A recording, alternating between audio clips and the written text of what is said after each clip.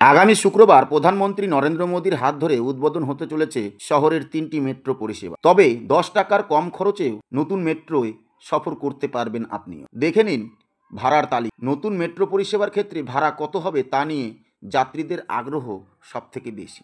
আর সে কথা মাথায় রেখেই বিমানবন্দর স্টেশন থেকে বেশ কয়েকটি রুটের জন্য ভাড়ার তালিকা সামনে এসেছে। এক্ষেত্রে সর্বনিম্ন ভাড়া রাখা হয়েছে মাত্র 5 টাকা এবং সর্বোচ্চ ভাড়া রাখা হয়েছে 70 টাকা।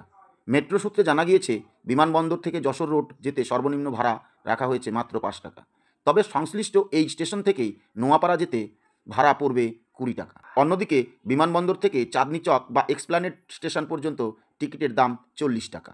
বিমানবন্দর থেকে কবি সুভাষ রুটে 45 টাকা এবং বিমানবন্দর থেকে রুবি রুটে 65 টাকা। বিমানবন্দর থেকে হাওড়া রুটে 50 টাকা। বিমানবন্দর থেকে সেক্টর 5 বা করুণাময়ী যাওয়ার ক্ষেত্রে যাত্রীদের দিতে হবে 70 টাকা ভাড়া।